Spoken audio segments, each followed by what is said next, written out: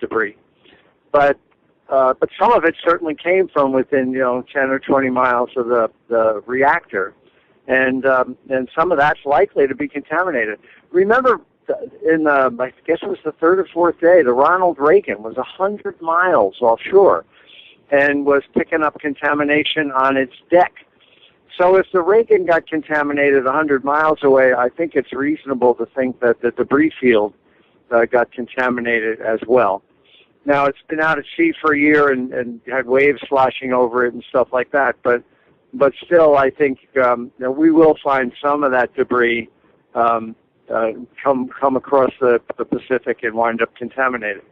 So I hope that when people pick through that debris, one, there's personal effects in it and that deserve to be honored. So I hope that people honor the personal effects. But separately, though, I hope they have their inspectors out and are checking for radiation as well, because some of that debris has got to be contaminated.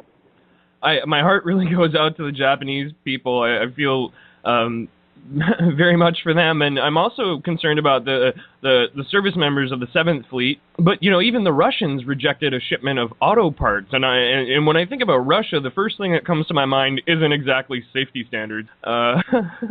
So people have sent us car air filters, and not to us, but to the lab. They sent it directly. But one person did send us a box of air filters, and I have a Geiger counter at home, and I approached the box, and I didn't even have to open it up, and my Geiger counter was going way upscale. So when you sell a car to the Japanese have very high standards for inspection. So a car that the Japanese can't drive anymore gets sold to Australia or gets sold to the Soviet Union. And nobody's changing out the air filters and things like that.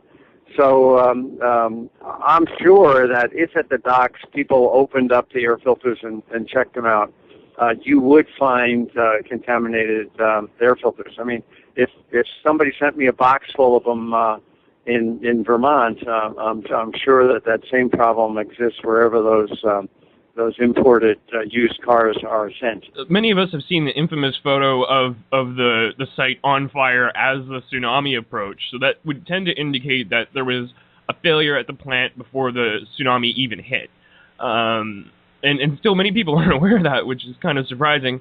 And this model is in use all over. But what about other types of reactors, like, for example, the CANDU reactors? Do they have similar issues that may lead them to have problems during an earthquake? Yeah, let me get back to your preamble there. I have not seen a picture of the site on fire before the tsunami hit. There was a fire, but I believe it's at an oil refinery that's several miles away. And while the way the picture's taken, it's hard to differentiate. But I think the fire that occurred before the tsunami was not on site. Now, I don't mean to minimize, though. It's pretty clear that Unit 1 at Fukushima Daiichi was in trouble before the tsunami hit. There was high radiation in the reactor building. There was high radiation at the fence post in the first hour. And, of course, they had the trouble with the isolation condenser and things like that. So then, of course, it was the first one to melt down, the first one to explode, first one to run out of water. So something happened in Unit 1 before the tsunami hit. I don't know what it is, but obviously it's seismically induced. So that throws a monkey wrench into the nuclear industry's seismic analysis. I mean, these plants were designed to withstand the earthquake that hit that site. It was a 9 out in the ocean, but on land it was a 7.9. And the plant was close, but designed to withstand something that severe. And yet, Unit 1 failed, and that should be a major concern for the industry, because the codes that they used and the snubbers and the pipes that were in that plant should not have broken, but it appears that one did. Now, the other part of your question is, what about other reactors around the world?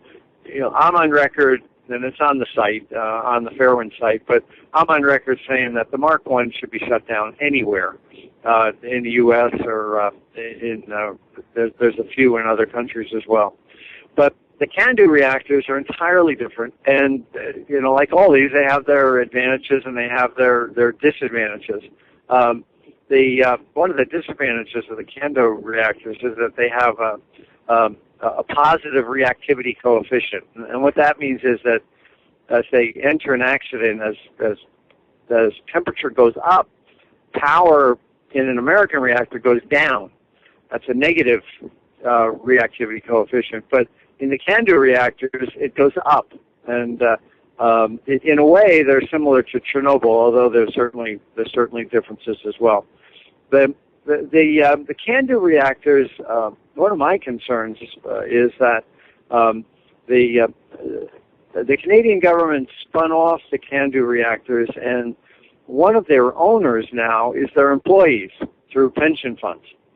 And if you're an employee worried about getting your pension, the last thing you want to do is shut the nuke down that's providing, one, your income, and two, your chance at a pension.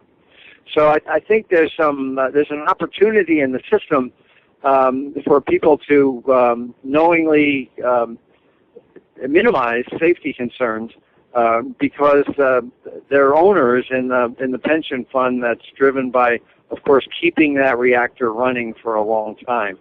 So it's not just hardware problems, but institutional problems that concern me a lot.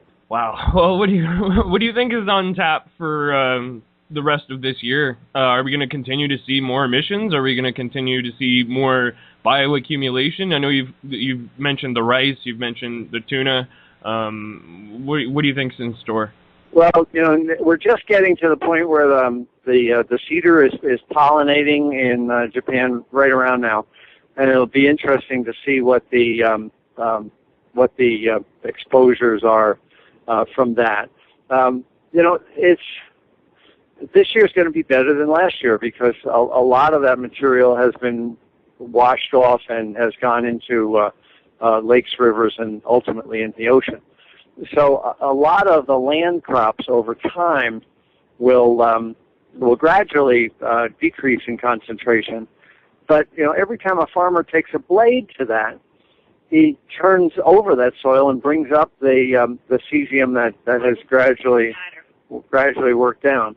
Now, the cesium, of course, is it's a muscle seeker and creates a phenomenon called Chernobyl heart. In developing kids, the cesium hits the heart muscle and causes heart defects. So it's the one we track, one, because it's easiest to see in most common instruments, pick it up pretty easily. But the other part of it is that it's nasty. It and strontium are two of the worst isotopes.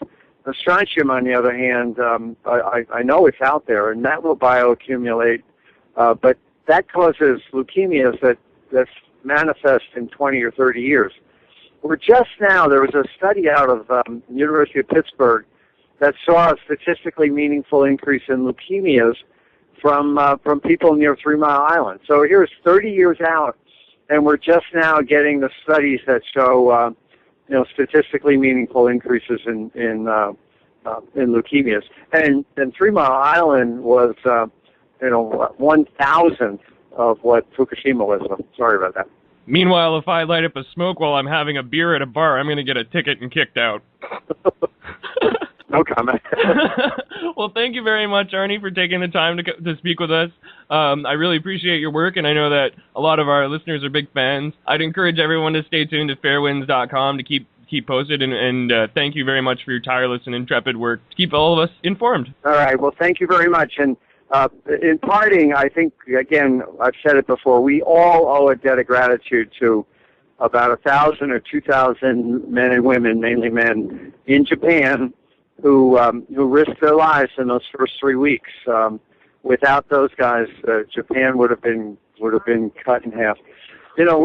I'm speaking to you on March 28th, and of course, TMI began the 28th, and it was probably at its worst on the 29th and 30th. So, we've had our accident, the Russians had theirs, and now the Japanese are experiencing it as well.